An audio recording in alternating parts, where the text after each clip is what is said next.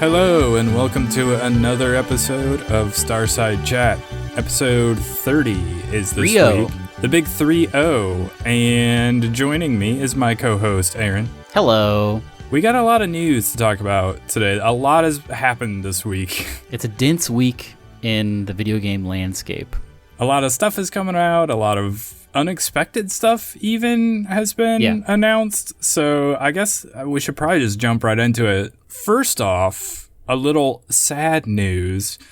Early on in the week, Activision and Blizzard announced that they were laying off like hundreds of employees. I think it was close to like 800 employees across like all their various studios and companies all over the world. We don't need to spend a whole lot of time on that because Kotaku's been doing like a really good job of writing a whole bunch of articles about this. So I'll just link to some of those. It's pretty important stuff to like know and keep in mind that sometimes, like, as much as we love games, like there is sort of an uglier side to the business. So, you know, this all came from this earnings call, or like it popped up because of the earnings call, because they laid off these 800 employees, and then the earnings call, they're like, oh yeah, we're doing so good, we're making so much money. But another important thing about that earnings call, they said they're not releasing any new major games in 2019. Did they say that? Really? I think they said no new IPs in 2018. Oh, well, that's just new IPs. I mean, I guess that makes sense. You expect, like, Call of Duty is still going to be around and everything, but... Oh, yeah, I'm sure. But, yeah, it's just, like, really off for, like, these millionaire executives to be like, look at what a great year we had. Oh, by the way, we're laying off 800 employees. Zach, I just had a thought that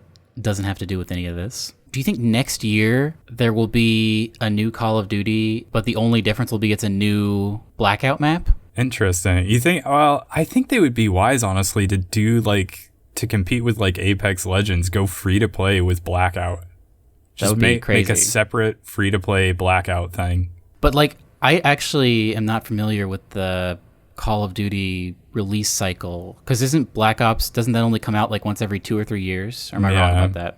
Yeah, the Blackout series, so they rotate between developers. It used to just be back and forth between Infinity Ward and Treyarch, and so they just sort of traded off every year, and I think they've extended that, and they've added like some more studios to do some work in there too, so we probably, what you're saying is we probably won't get a new Black Ops next year, or this year, I mean. Yeah, it'll be a different Call of Duty this year. It won't be... But will it have a Battle Royale? Well, that's the question. I don't know. This is why, again, when we were talking about Black Ops 4 when it came out, we were like, it would be really wise of them to sell separately the Blackout mode so that they could just like keep supporting that sort of separate to whatever else they were doing in the Call of Duty universe. But I guess at the same time, you don't really want to split your player base like that. Yeah, so. I mean, think about this. What do you think is more likely? They continue to support Blackout throughout this year, or around E3, they're like, hey, get ready for the next Call of Duty and Blackout 2.0. Forget about that other Blackout. We're going to stop supporting that and go full steam ahead into Blackout 2.0 with a brand new map. I mean, I feel like it would be better of them to just add a new map to the existing Blackout and just sort of split it off and go free to play with it. But that means a year where there are 2 Call of Duties you could be playing, though. You know, that kind of takes some shine away from the new Call of Duty they're going to release.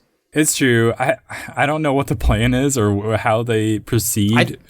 I think you're right. I think they are going to splinter off Blackout and make its own thing, because right now it is still like inextricably tied to last year's Black Ops, you know? Well, but that's not been like the Call of Duty way either. That's just what I think they should do and what I kind of wish they would do, but they've never been smart enough to do that, because like even way back when, like back in the Modern Warfare 2 days, I was like, you know what? I don't play the single player. I think it's dumb and I don't care about it. I just want more multiplayer. Mm-hmm. So if they would just like lower the price and like split those off, like you could buy the full thing for $60 or you could just buy the multiplayer for like $30, then, you know, I guess maybe people would only take the $30 multiplayer option, and that's bad for them, I guess. But so you're in the camp of there's definitely going to be a new Call of Duty this year, and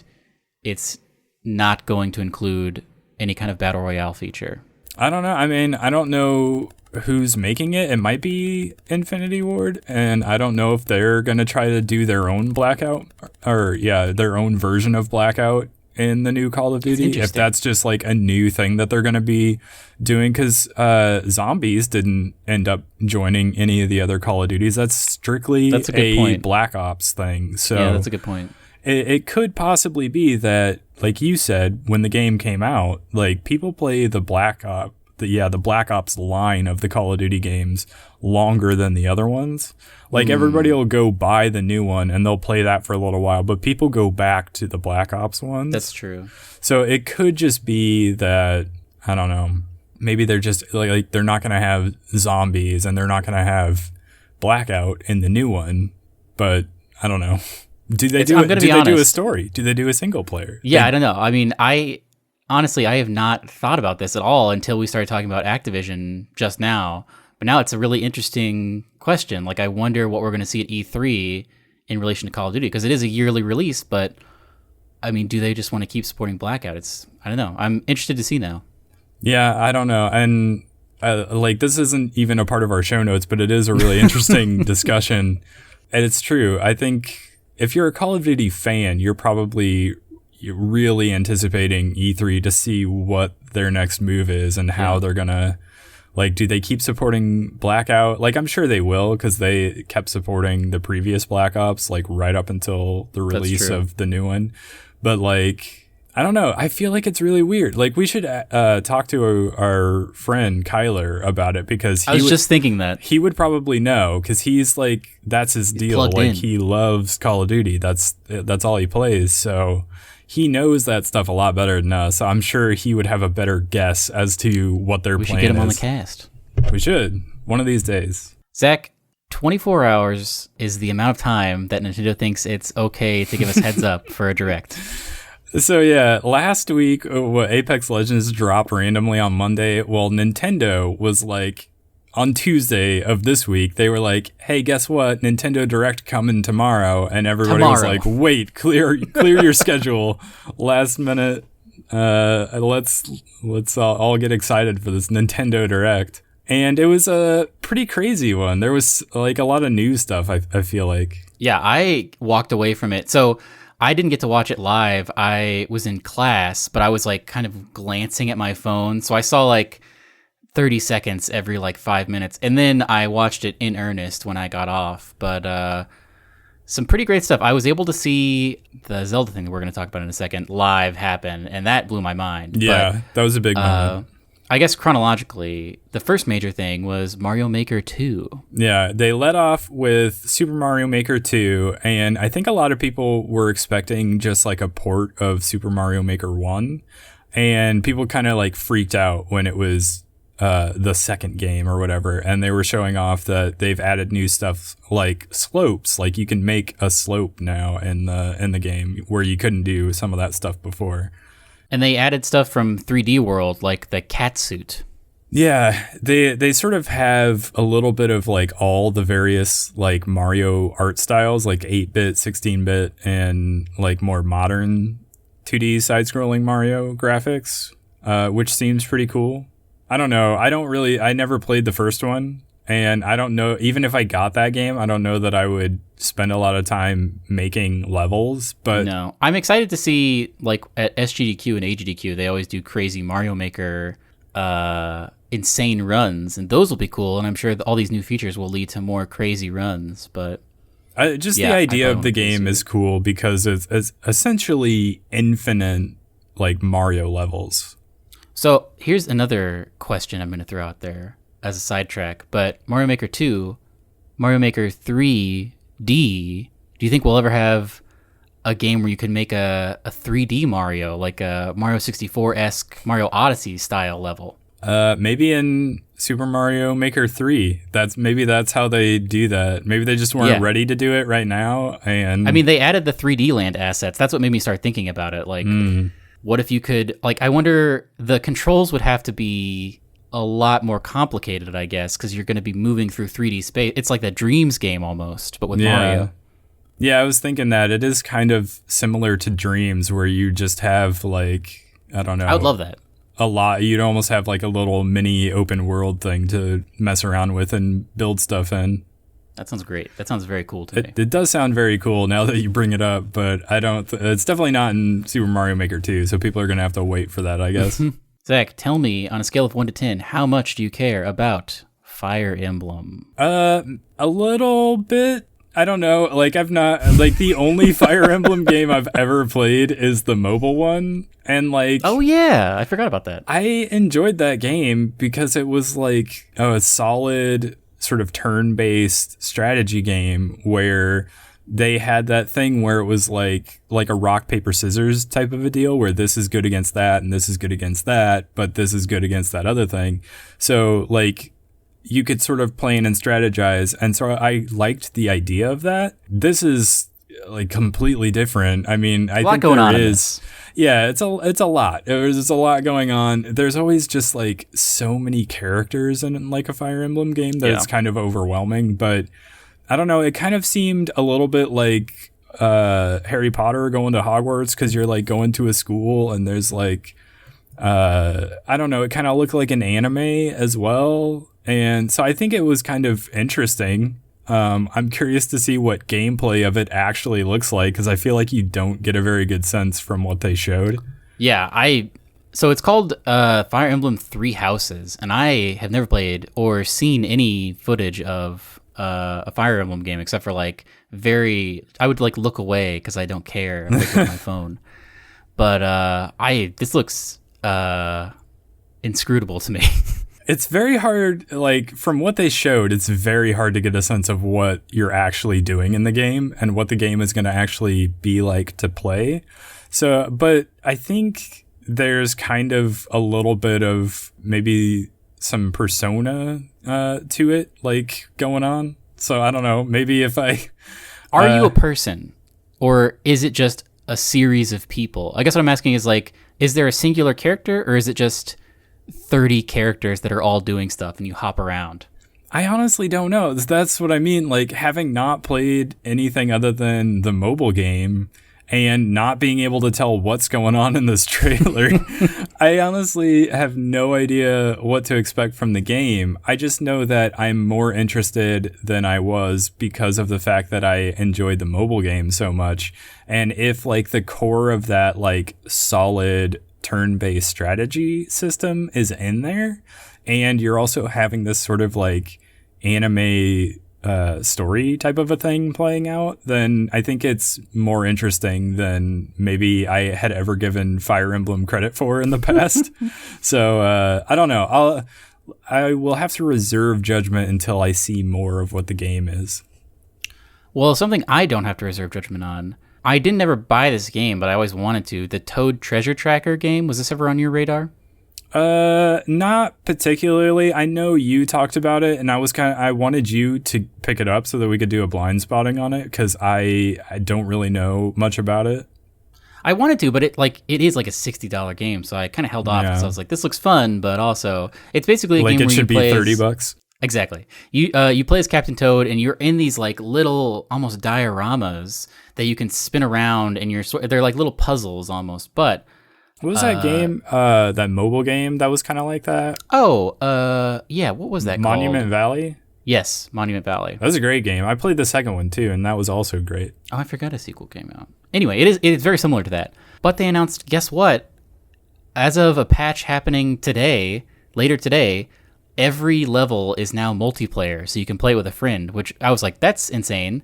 And also, they're going to have a new DLC with like 15 new levels. So, and if you haven't bought it, there is already like a bundle on the eShop where you can just get both of them for some amount of money.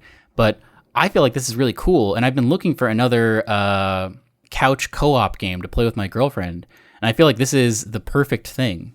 Yeah, that would be a fun like couch co-op sort of puzzle solving thing to do, and also like not super, I don't know, control intensive, that it's like it would be hard for somebody to pick up, somebody who doesn't like regularly play games. Yes. Moving along, they had a sizzle reel. Yeah, there was so much stuff happening in this. There was a ton of stuff, because they would be like, here's a giant announcement. Also, here's like for the next 30 seconds, here's just like clips of some games that are coming out. Unravel 2 which was a big deal 2 E3s ago. How long ago was that? But it's a little puzzle game, another couch co-op game, which I think I would definitely pick up on the Switch. For some reason, Assassin's Creed 3, and it looked awful. Yeah, I was like, why Assassin's Creed 3? What's going on here? And why I feel like that's the one no one talks about. Like, you always hear about Black Flag, because that was, like, so awesome. But, like, the one where you're in the American Revolution and you can, like, run on trees, I feel like just is gone from the face of the earth, except for now, I guess. But it just seemed like such a random, completely out of nowhere announcement. Like, by the way, we randomly, like, closed our eyes and spun around and pointed at the Assassin's Creed franchise, and Assassin's Creed 3, you're up. You're coming to Switch. And it didn't look great. Like, it did not look well optimized, which was weird to me. I'm not sure how well, like, some of the earlier games in that series have aged. I haven't gone back to look at any of them, but it's possible that they have not held up well. I mean, it very well could be. But another crazy one was that Hellblade game, which I think was only on Originally, Xbox? it was only on PS4, and then last year it came to Xbox because I think Microsoft actually bought the studio that made it. Oh, I think you're right, actually. And so now it's coming to Switch. And the interesting thing about that is that I think there was like one of the Xbox like guys, the guys that does all the like social stuff, was talking about how you can expect more like Xbox games coming to Nintendo platforms, which is kind of interesting. Did we talk about this last week about how there was a rumor of Xbox Live coming to the Switch? Yeah, it's stuff like that where they're like starting to do a lot more crossover with Nintendo platforms, which is interesting and weird. I'm pro that. Yeah, I'm in favor of it. I just think it's really weird, but cool. It is super cool. Hopefully we'll get some cross-play. I would love if every platform I played Apex Legends on was the same account, as well as I was so ready for them to say, like, guess what? Also, Apex Legends is on Switch right now. I was kind of hoping that was going to happen at some point during that Direct, that they would just be like, Apex Legends, now on Switch. We did get a Battle Royale, though. We did. One that nobody would have expected. It's called Tetris 99, and it is Tetris Battle Royale. And I will say, after having played a lot of Tetris Effect on PS4 like last year, and I still sometimes will jump back in and play a little bit more of it. It's just kind of a like relaxing game to just like boot up and play for like 10 minutes or whatever. Mm-hmm. And so I still kind of enjoy Tetris, but that game is such a like visually appealing thing that when you look at like any other Tetris game, it's like not super interesting. So you have to like do something kind of crazy with it. And this is sort of Nintendo doing something kind of crazy with Tetris, where it is like you do have to have that Nintendo, what is it, subscription? The online subscription service. Oh, that sucks. Yeah, because it's a free-to-play game, but it's all online because you're always playing against other people. Yeah, that makes sense. And so basically, you play against 98 other people, and every time you like get one of those Tetrises where you clear like 4 lines or whatever, it can automatically just like assign somebody else in that group of people to like go to, and it'll just like pop up, however many lines on their screen. So not only are they dealing with their stuff, but the lines that you just gave them. And so it can get pretty intense after a while, and people will start dropping out, and that's just sort of how the game proceeds, I guess. Is this the first Tetris game on Switch? I don't know. I've not scoured the Nintendo e-store to see if there were any other Tetris game, but honestly, like my impression of Tetris is that it is built for like mobile devices, because the first Tetris game I ever played was on the Game Boy back in like the mid 90s. So when I think of Tetris, I remember that. And so it seems like Tetris would be perfect on the Switch. Instead of this game, I would have rather them have said, hey, guess what? Tetris Effect now on Switch. But at the same time, because of like the aesthetic of that game. You kind of want it on the biggest screen possible, or VR if you can have it. I would always want a VR. Does this lend credence to our theory that a Tetris block will be in Super Smash Brothers? Oh, that's true. I didn't think about that. But yeah, we did bring that up. We got like the rendering of what Joker is going to look like in Smash, but it was just like on a black background. We didn't get to see any of his moves. Well, and they also didn't scroll or like go around to see his face either. It was just his back or whatever. But that was the most. They were like, I know everyone's looking for Super Smash Brothers news, and we're gonna give it to you sometime. Not right now. Another thing they didn't have was Bayonetta 3 news, which I am eagerly anticipating, but they had something new from that studio, Astral Chain. Yeah, I actually was super into what I saw of this game. Again, you don't get to see a whole lot, so it's like hard to tell what the game is going to be, but I liked the world of it because it seemed kind of like cyberpunky. You're in this sort of I don't know, futuristic sort of neon lit cityscape, and you're like fighting monsters, I guess. It's from like the guy that did like the combat direction of Nier Automata, and also somebody behind Bayonetta.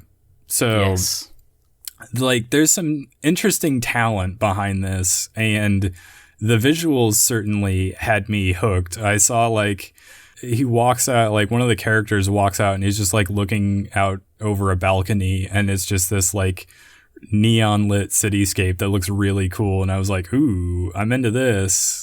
And then it said like those people were involved. And I was like, oh, I'm now very interested. So I don't know what it's about, but you play like future cops, basically. You play super jacked like robot cops almost. You have robot hands at least. Yeah, which all seems very cool to me. So I don't know. I'm interested to see more of this game. Okay, let's talk about it, Zach. Do you want to set the scene? All right, so describe to me a trailer. We start off on like the sky, and you see like the sea, and it's sort of this cool art style where it's kind of water cartoony. Game. Yeah, and it's kind of watery. And then there's like a ship being blown around on the seas, and there's like the sails are, you know, flowing in the wind. Oh, yes. And then all of a sudden you can see the back of somebody's head, and they have a green cap and some pointy ears. Yes. And then it comes around and you see, and it's Link. Oh my God. And the game is a remake of The Legend of Zelda Link's Awakening. I have never played this game. Have you? No, I have not. It seems crazy because it has other Nintendo properties in it. Like there's a Chain Chomp in it, and there's Goombas in it. I heard, I forget which podcast I was listening to, but they were talking about the original Link's Awakening, and they were like, it's possible that if you played Link's Awakening on the Game Boy back in the day and you had never played a Mario game, that when you went over to play your first Mario game, you'd be like, Chain Chomps and Goombas and all that, that's from Zelda. But like, obviously, it's, I don't know, it's this weird like crossover where there are like characters from the Mario universe in a Zelda game, and I have no explanation for it because I don't know what that story is. I loved the music in this trailer. It was all like weird little wind instruments. Like I think there was even like a recorder. And I think that does play into the story as well. Like that's significant. So be ready for that. This reminded me of that Fox game. Oh yeah. Did that game ever come out? No, it's still coming out, but I think it's going to get overshadowed by this. It is now, for sure. This is the game they were trying to make. I wonder if the people that were making that game were watching this, and they were just like, oh, no. No. It does look a lot like that art style now that you mention it. And, it's that tilt shift, very cutesy. Like his face is just like a cartoon face. It's almost like a Cuphead face. Yeah, and I don't even know how to describe the art style. This is definitely like a first for the Zelda series. Like none of the other games in the series look like this, but which is great. It's great, and it's very cool that this is like a remake of like one of the Game Boy games, because kind of like, you know, they redid one of the original Game Boy Pokemon games. Now they're redoing a Zelda game. They're like kind of bringing those back, because we talked about this, I think, on even the last episode that we did, where when we're talking about backwards compatibility, we don't just want, here's this game playable now on a new console or slightly remastered. We want those cool, like Resident Evil 2. We want Zelda Link's Awakening, but remade for like a modern generation on a modern console. That's what this is. Yes. So it's very exciting. Very, very exciting. Did they say when this was coming out? 2019. So they're not locked into a specific quarter, but sometime I assume we'll year. see more of it at E3. I mean, wouldn't it be crazy if at E3 they were like, release now, but probably it will be holidays. Yeah, most likely it'll be like a fall, late end of the year type of release, sort of like a Smash Brothers or something. But this was my announcement of the Direct, though. This is my favorite thing. Well, it was a one more thing as well. It was, yeah, because they were like, when we've got one more thing. Oh man, I love that so much. Yeah. But overall, I would say everyone wanted Animal Crossing or Pokemon news, and yeah, there was nothing on either of those. But I still say this is a pretty solid Direct. It was pretty solid. I mean, they lost me kind of there in the middle, like towards the beginning when they, like, after they got done with Mario Maker 2, they like went into like 10 minutes on like Dragon Quest stuff that I didn't care anything about. But after that, they brought me back with just like, big hitter after big hitter that I was like, oh, this is all looking really cool to me. And then they ended on, Link's Awakening, and that just knocked it out of the park. So I'm so happy we're going to get more Zelda in this year. Yeah, that is very exciting. That also leads me to wonder, like, what are they going to announce at the Game E3? Awards? Or, E3 is the next thing. Yeah, that's true. I don't know what they're going to do at the Game Awards, man. The Game Awards always has some crazy news you're not expecting. I know. Well, and Nintendo's usually part of that, so... Yeah, like they had the Zelda DLC, and then they had Joker. Like, who can say? But that's always a great thing. Reggie's always there. Yep. Should we talk about this live action trailer? Yeah, so that I'm watching right now for the first time. Yeah, you should watch it. I'll actually start watching it too. I'll link to this in the show notes. But famed director of District 9, Neill Blomkamp. We won't talk about his other movies because they weren't as good. Actually, I didn't even love District 9 all that much, but he has directed a live action trailer for Anthem, and it's part of his Oats Studios shorts. I don't know what that is, but yes. Oh, really? You never saw that one with the monster with the hands? The monster with the hands? No. Oh, man. I will show you that after we record this. Okay. But anyway, yeah, it's sort of like an intro to the story a little bit, and it's very cool because it's a lot of aerial shots of like zooming around this sort of wooded landscape. And then you have, of course, the javelins from Anthem, and they're like flying around in it. And so, yeah, it looks pretty cool. This is basically just designed to sort of build hype for the release of the game. And it's just a trailer for the game, but it looks like it could be a trailer for like a TV show or a movie. Mm-hmm. It looks beautiful. Yeah. It's well shot. It's well put together. So yeah, I would say just go check it out. There's not a whole lot more to say about it other than that. It's very visual. That's a visual thing to talk about. Yeah, I can't really explain it to you much other than telling you what some of the visuals look like, which you're going to just be better off watching it. So go do that. Zach, let's talk about some games that are out now, or out this week, rather. Yes, because there is a lot of games coming out this weekend. So that Tetris 99 Switch game is actually out now. It was out as of the Nintendo Direct. So if you do subscribe to Nintendo's online service, you can go try that out. Also out earlier this week was that Trials Rising game. Do you remember that from E3? No. Well, it's a Trials game. So if you like those games, motorcycles? Yeah. Okay. And yeah, and there's that one in the conference, the guy like rode up on a motorcycle or whatever. Oh, I do remember that. Yeah. But on the 15th, I did like for February 15th, there are 1, 2, 3, 4, 5 technically games coming out. I don't think we're really into any of them other than Anthem, but Anthem is like only early access. What does that mean? Well, I put it down as early access. It's not actually early access. It's like people who are subscribed to Origin Access Premier get to play the game early. That's what that means. Mm-hmm. But the games that are coming out are Crackdown 3, Metro Exodus, and Far Cry New Dawn, and Jump Force. And that's a lot of games. I don't think either of us are particularly interested. I do think people would be into Metro Exodus. Like, if you were disappointed by like Fallout 76, Metro Exodus is probably the post-apocalyptic shooter that you want. Yeah, I played. What was the last one? Last Light? I don't remember if that was the first or the second. I don't remember which one I played, but I enjoyed it. Yeah, it seemed like maybe the combat is a little Wolfenstein-y.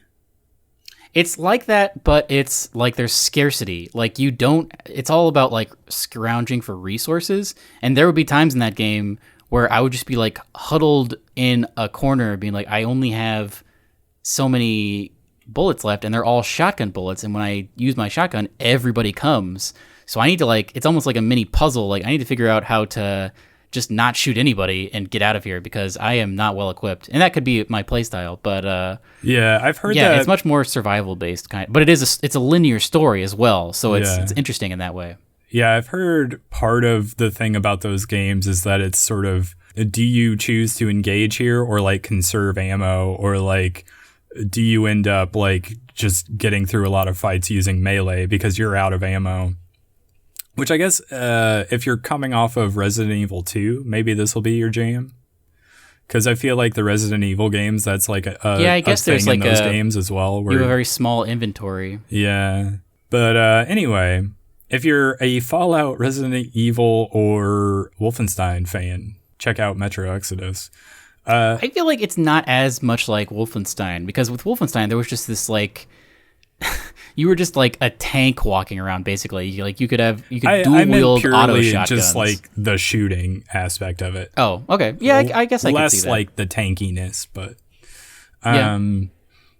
but from a game that looks gorgeous to a couple games that look not good to me, just graphically speaking.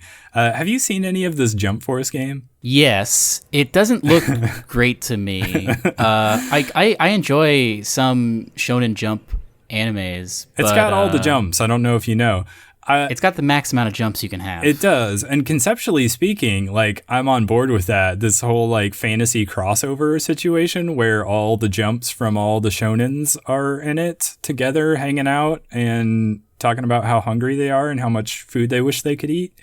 And just the idea that you can like sort of make a character in that world to like hang out with those guys and borrow moves from. Do you make your own character? You do. There's a fairly robust character creator, which would make me want to create an anime character from a not Shonen Jump thing, just so it could be like, hey, look at this anime character hanging out with Goku now.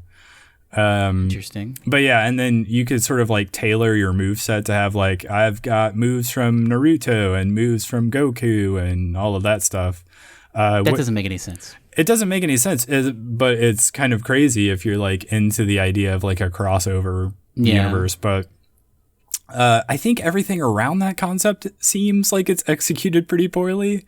Like, I don't know if how much of the graphics you've seen or like any of the cutscenes, but pretty much any time you translate like 2D anime characters into a 3D space, it's going to look a little bit weird.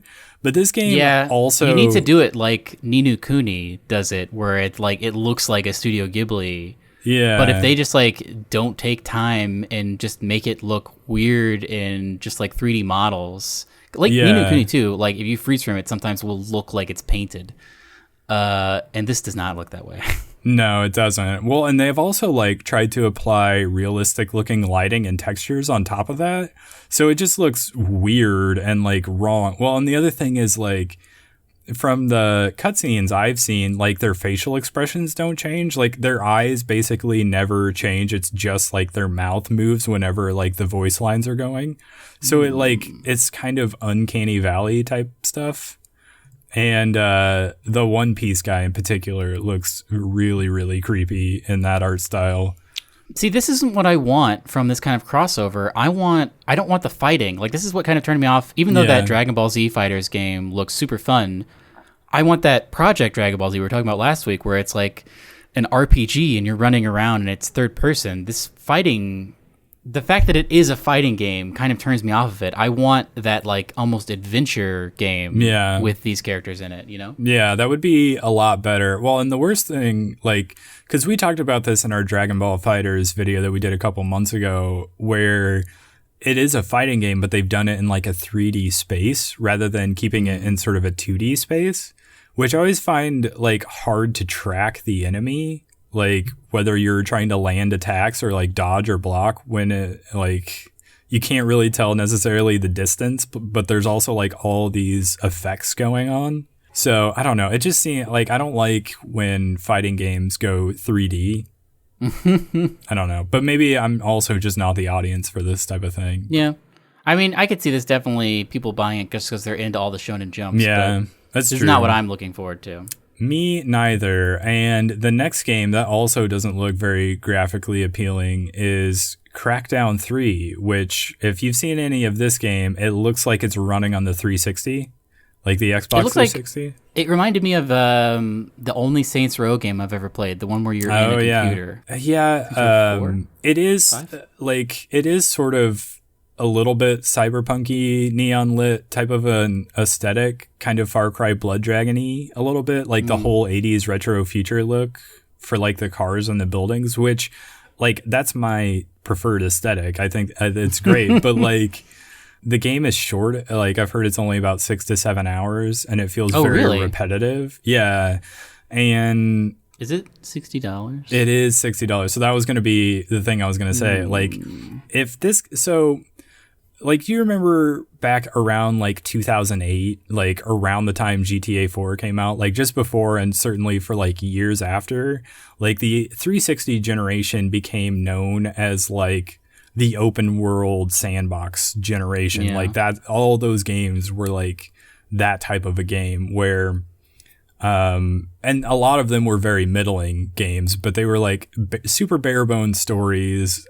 Quest design usually amounted to like, go here, kill a certain number of this, and then like, we'll give you like collectibles to go try to find. And it's all about sort of making your own fun type of a thing where they just give you this big open world and you're just going to run around and like blow stuff up basically. Like Red Faction Guerrilla and Prototype were kind of very much in that vein. I loved those games, but like there's been a lot of innovation in like the open world genre since then. And so Crackdown 3 feels sort of like a throwback to that kind of game from like 2008, but I don't know if that's what people want anymore. But I would say, I mean, the two you mentioned were even innovating in their own games, because like Red Faction, you had the Geomod where you could destroy everything, and Prototype gave you an insane number of toys to play with. Like you could impersonate people and like do crazy wall running and gliding, and you could like your arm could become 3 different weapons. Like it was a very crazy, cool sandbox to play in. Whereas this is just like, I mean, I haven't seen all the gameplay from it, but it seems like just guns and you can double jump. Yeah, you can double jump, you can punch really hard, you can like pick up a car and throw it, but otherwise it is very like standard like third person shooting mechanics that are like that look like they feel kind of loose to me maybe. You gotta mix it up. You have to have a like thing. Watch Dogs where you can hack stuff or but that's the thing, like since like the first 2 Crackdown games came out, there've been all these other games like Skyrim and The Witcher and Watch Dogs where the open world genre has like branched out and they're starting to tell more interesting stories and they're like finding more interesting things to do, and like side quests aren't just lame and boring and like fetch quest type of a thing. They like have actual stories going on there, and this game benefits from like none of that innovation, so I don't know why it exists. It is coming down hard on Crackdown. It is on Game Pass. So you could play it. So you could play it if you're subscribed to that. Neither of us are because we don't have Xboxes. But if this thing were like $30 and it was the only thing coming out this weekend and you're like totally down for like a sort of nostalgic for old like open world sandbox games, I would say go for it. But it's a what would get people to play this? Full retail game.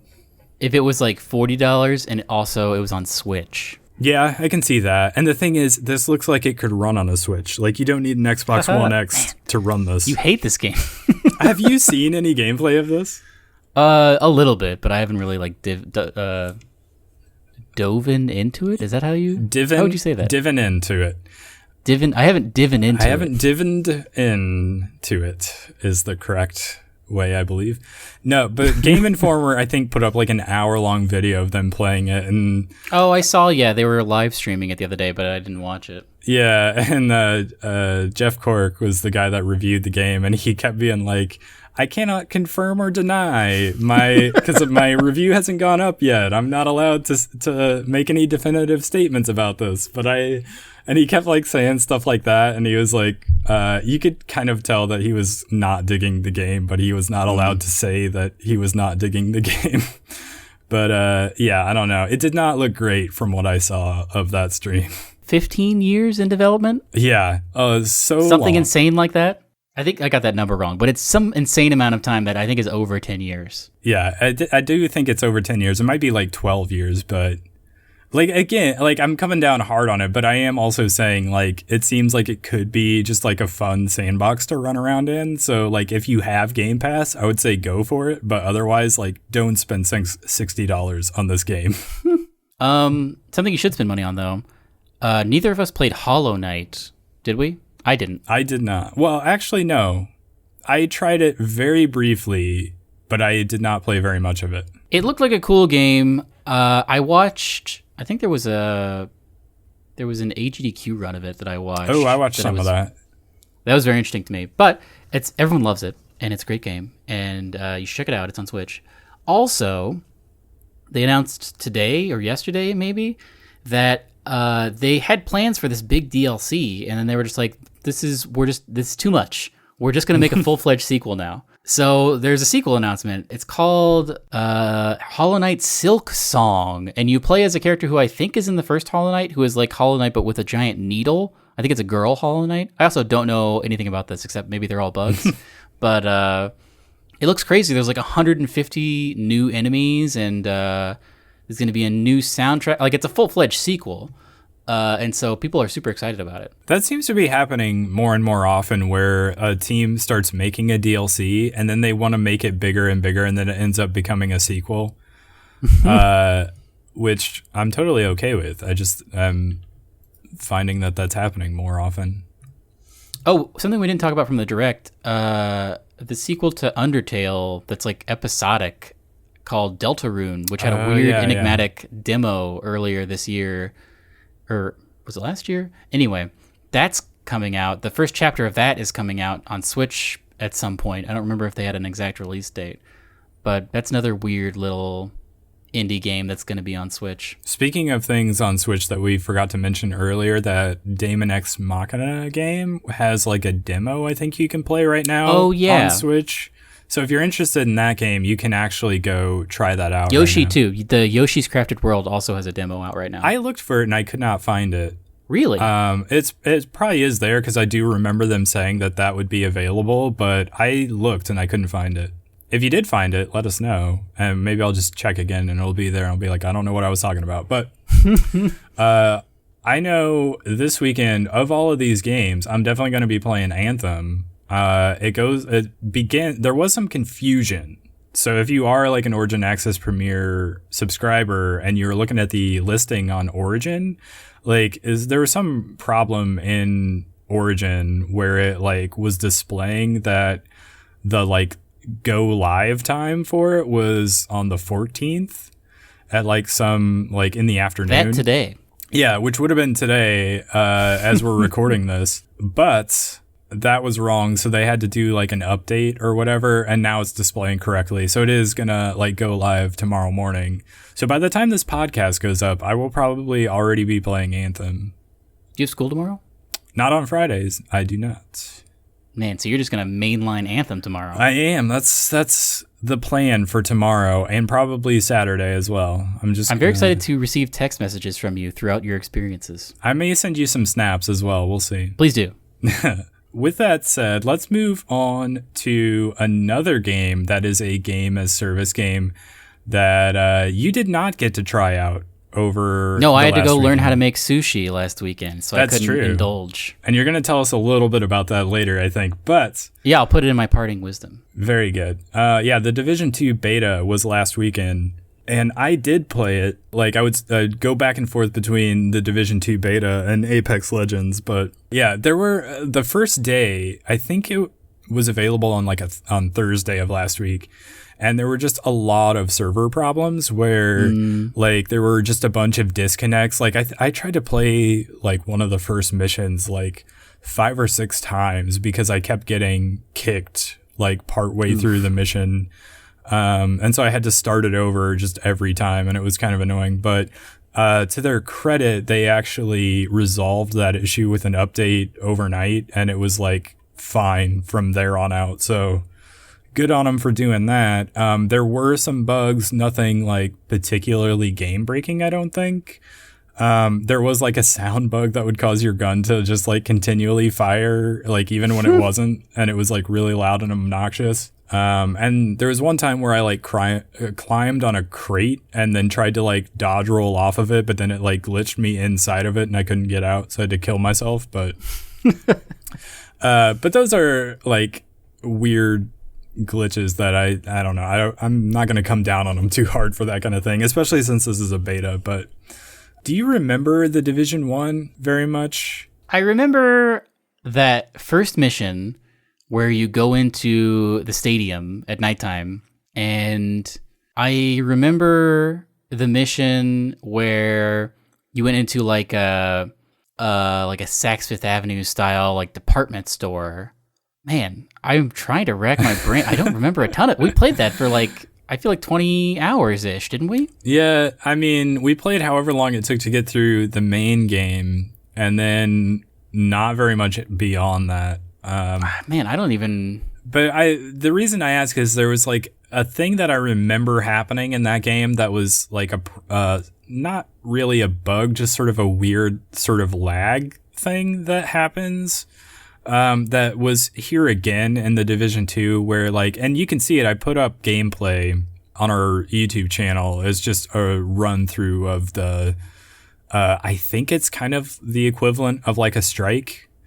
I don't know what they call those or what they refer to them as in the Division, but yeah, I was running through that with the sharpshooter, specialization, and it seems to happen mostly when you're sniping, but I would like scope in on someone and I would fire off a shot, and then like I would almost have to like aim and fire again before the game registered that I had hit the enemy, and like the damage number popped up. It was really weird. It was a thing I remember happening in the first Division game that like never seemed to get fixed. And I don't know if it was just like my internet or my PS4 or what the case was, but so that issue's back. Now, the biggest crime of this beta, no clothing items. Oh, that's a bummer. Yeah, you couldn't get clothing items. That was like one of the fun things about the Division 1. Yeah, getting all those gloves and whatnot. Yeah, gloves and beanies and hats. Coats. Overall impressions, did you come away liking it or not? Well, so more and more I feel like we should take a step back from the Division and maybe like wait and see. I am definitely more in that camp of wait and see, cuz the thing about the Division is if you like that sort of boots on the ground, like modern military cover-based shooter, like I feel like you're going to enjoy this game, especially if you played a lot of the Division 1, because I mean, this game feels basically like you're still playing the Division 1. This could have probably just been a massive update instead of like the Division 2, but I feel like they needed like a new release with the 2 in the title in order to, I don't know, bolster their core audience or whatever. Mm-hmm. But yeah, I feel like if you enjoyed the first one, like you're gonna enjoy just like the game as service looter shooter aspect of like the Division. But to me, like after having played like Destiny and Anthem, like movement is not interesting in this game. It just kind of feels a little bit slow and clunky. And also like I'm sure there's going to be more like different drones and pieces of equipment that you can use that will be more interesting in the full game. The stuff that was in the beta was basically exactly the same type of stuff you had in the first Division. And it's a far cry from like a super in Destiny or like an ultimate and like doing combos in Anthem. So I don't know. It just, if like, especially I played it through on hard, that like strike that they had. And it just kind of felt tedious after a while where you're just like sitting in cover. You pop out and you shoot somebody and you run out of ammo. So you have to go back down and reload. And then you do that like 8 times before you finally kill someone. Like I put up on our Instagram a clip of me like walking up to somebody who was hiding on the other side of a car or something. And I could see the top of him. And so I lined up my shotgun. And I fired off every single shot in my shotgun, and it didn't even break his shield. So I reloaded. I just kind of stood there because he wasn't moving. And I reloaded all my shots, and I started firing again. And then eventually he stood up and just like walked to a different piece of cover. And he shot me with like 2 bullets. And I was like, oh, you're about to die. You better get into cover. It was just like, I don't know if I love this as gameplay, but... Yeah, that is kind of not great. And also like third person throwing grenades is never great because you have to like, even if you're sort of fast action running and shooting, you kind of have to stop and like, let me line up this arc and get this arc right so that I throw it in the right spot. And then if you throw it and they just run away from it, it doesn't matter anyway. But also you're like indoors for a lot of, at least that one strike we played, you were indoors a lot. And having to try to arc stuff while you're indoors is like super difficult. So yeah, I don't know. That's not great. And then like the specializations didn't feel like they added a whole lot to the mix. Well, I wonder if they add more once you start to level up. So that is the thing. I do think it will once you're leveling up, because I do think depending on the specialization you have, like your equipment gives you sort of different perks or abilities, I think, where some of them you can only use if you're a certain type of specialization. So I do think that will get deeper the more you like play with those and level them up. It's just the fact that in the beta, the stuff that was playable, it just wasn't very interesting, because like the sniper rifle just felt like a slightly more powerful version of the sniper rifles you already had in the game.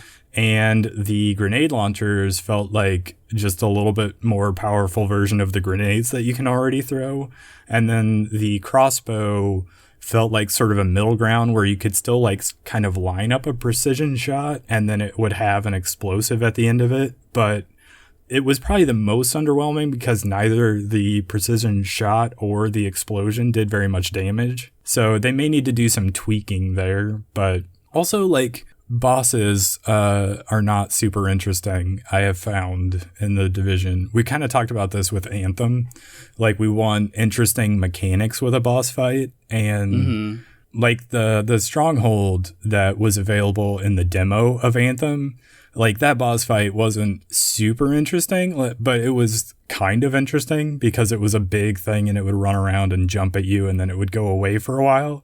So there were, like, clear sort of stages to the fight. But with this, it's just like, I couldn't have honestly told you who the boss was because it was just another like yellow bar enemy. And eventually you just clear the entire room out and you're like, well, job done. So I don't know who the boss was, honestly, but I don't know. Well, to shift things to a lighter note, should we talk more about Apex Legends? We should, because that's a game I'm enjoying quite a bit more than the Division 2. I am as well. So I downloaded it on my PS4 2 days ago, and I played 2 or 3 matches, and I did significantly better than I did on PC, probably for a number of reasons. But like I'm more used to playing Destiny on console, and it's been a while since I play PUBG every once in a while. But a lot of PUBG is just like lining up super far away shots, which is, I feel like, a different skill than like Apex is a very quick game and you're constantly like close quarters with 2 or 3 people. But I'm loving it, to quote McDonald's. I mainly play as Lifeline or the robot or Bangalore. I've never played as the big guy Gibraltar. Or I don't understand. And also, everyone always chooses the teleporting girl. Wraith. Whose name Wraith. So I've never played as Wraith either. But everything about it, like all the guns are super fun to shoot, and like looting is fun, and movement is fun, and it's just I have nothing bad to say about it. I don't either. This is that should sound strange coming from me because I've previously not enjoyed battle royales. Like I just have not been able to get into them. But this is like, if you're like me and battle royale wasn't really your genre or your cup of tea in the past, like you should definitely try this game.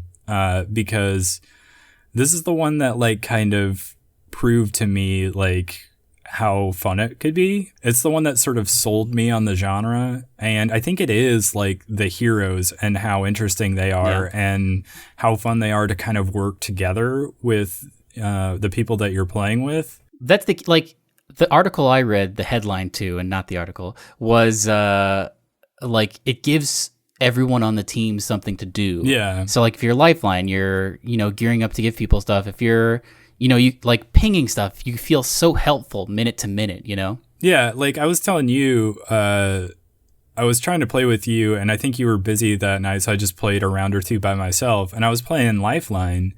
And like my two teammates went down and I like was able to pull off a couple of quick kills and then like another team started coming in. So I like quickly like snuck through, grabbed their banners and like booked it out of there and like made it over to one of those like respawn areas. And I spawned my two teammates in and we like went and they started gathering weapons again. And that like just that feeling of like, you have your... I did that. Yeah, I did that. Like I was able to bring my teammates back. Like in PUBG, if you could like totally be walking around and think, all right, I'm really kitted out. I'm good. I'm gonna this is gonna be a good game. And then like the next second you're like sniped from somewhere you have no idea. And then it's just game over because you're out. Like if you die. Yeah, it's a much longer range game. Yeah. Which, I mean, it's definitely quieter as well. Like I've definitely played 30-minute rounds of PUBG where I didn't see a single person. I was completely kitted out. And then the last 10 minutes are super stressful. But I feel like I have never not had a hot drop in Apex Legends, which isn't necessarily a bad thing, but it is definitely a very quick... Also, I'm also finding I never look at the map in Apex Legends, and I don't know what that's a function of. If just like the mini-map is slightly bigger or... I don't know, but I just need to play more. Part of it is that the action's happening a little bit more quickly. Yeah. I've had... Like on PUBG, I have one of my mouse buttons bound to look at the map so I can like look at it while I'm running around and stuff. But I did not feel the need to do that in Apex Legends, which was crazy to me. Yeah, I mean, I look at it every once in a while, but I definitely don't look at it as much as I would have in a game like PUBG, which I guess is interesting, and I didn't think about it before, but you know what this game is? Or, like, it's crazy to me that this is not a Blizzard game. Because it seems so obvious to, like, for Blizzard to be like, we need a battle royale because they're super hot right now.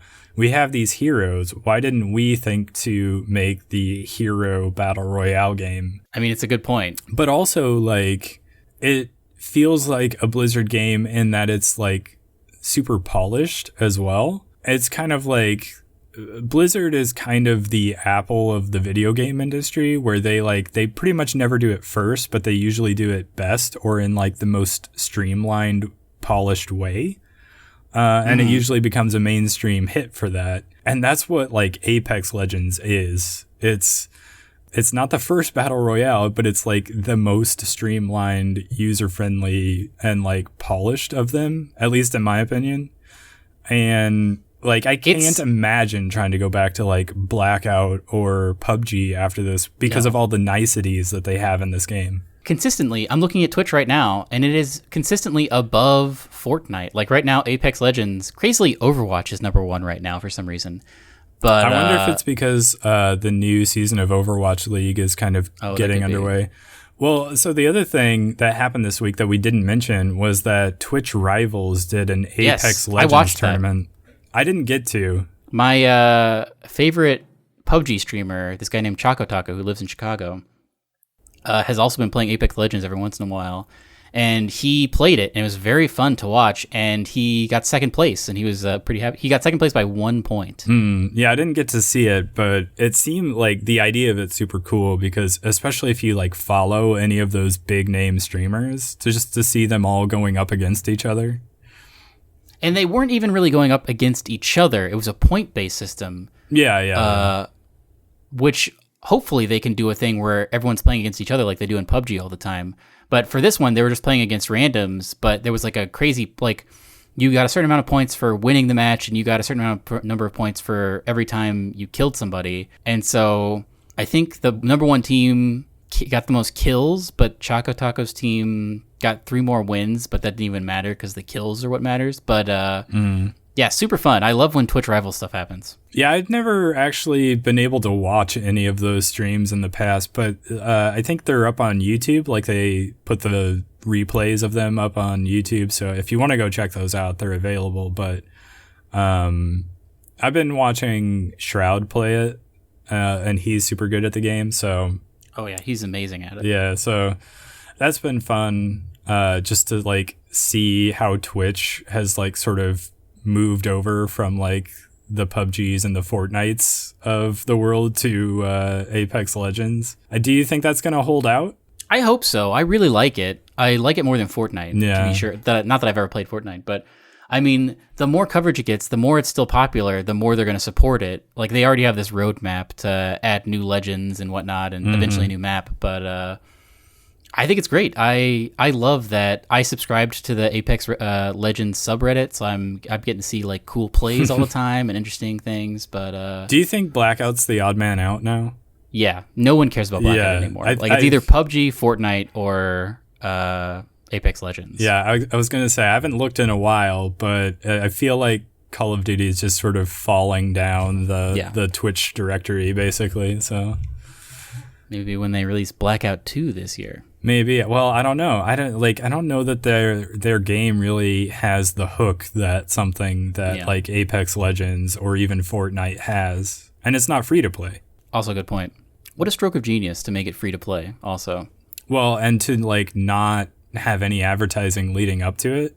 Yeah, like, that was I think it was Vince Ampella who said something about how like it kind of would have been a disaster for them if people had seen, you know, Apex Legends, a free-to-play microtransaction battle royale game from EA.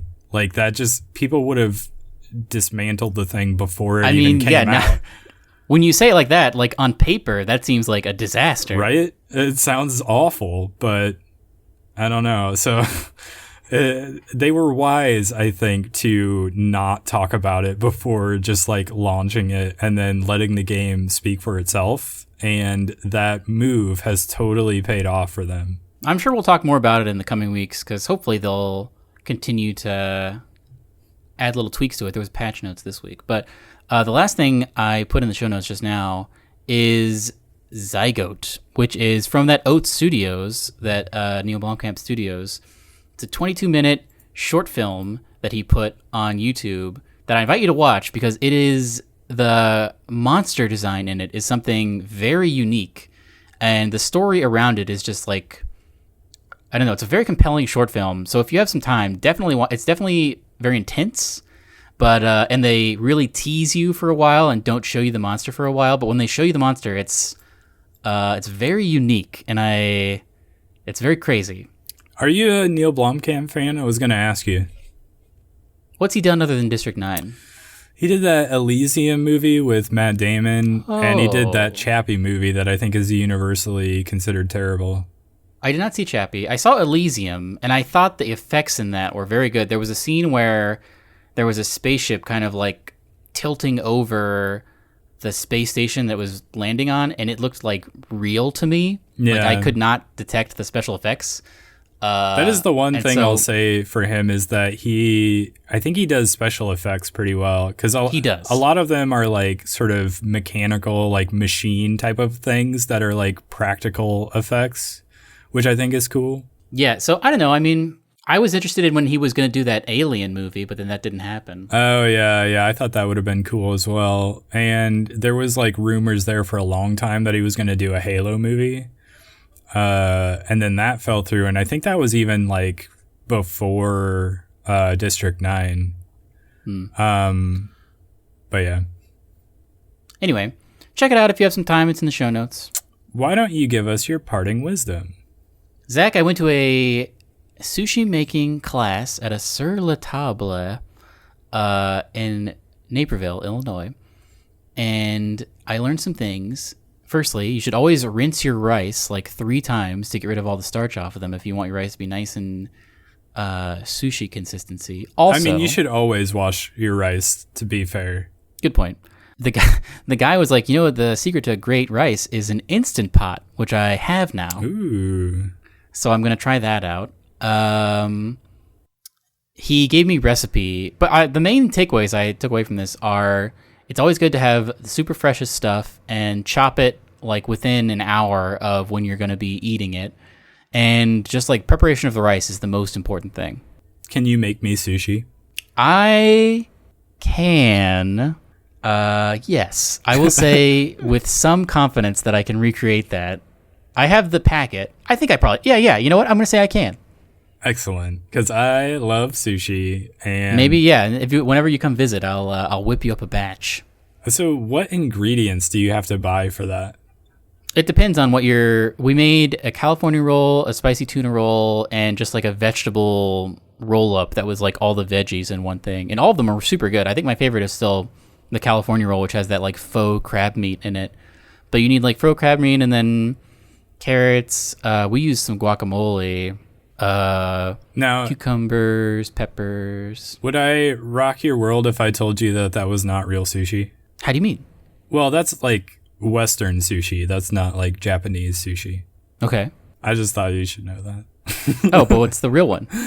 I mean, real sushi is more like just the fish on or just either just fish or fish on like the rice. It's not like the California roll type of a thing. I love that California roll. I mean, I love it too. I'm not going to say you shouldn't make that or eat that because it's terrific. But if you were like eating Japanese, or if you took a Japanese person with you to a Western sushi place and they sat down with you to try some, they would be like, what is this? Which has nothing to do with anything. But, speaking of not having anything to do with anything and Japanese stuff, and we were talking briefly about Jump Force. Did you know that the woman who does the voice of Goku also does the voice of Gohan and Goten? In Japanese? Yeah, the Japanese. I must confess, Zach, I don't know that I've ever watched a not dubbed Dragon Ball Z. Really? Yeah, because I watched it on like Toonami. Yeah, well, I guess growing up, I always watched it on Toonami as well, and so it was always the American. And I haven't watched any of that version. Dragon Ball Super. Well, that was what I was going to say. Like, when I was watching Dragon Ball Super, I kind of adjusted to the Japanese version, because Crunchyroll only has the subbed version. They don't have the dubbed version. I mean, that's probably the way to... I always prefer subbed to dubbed, but thinking on it, like... Man, I don't know if I would enjoy like Cowboy Bebop or Trigun.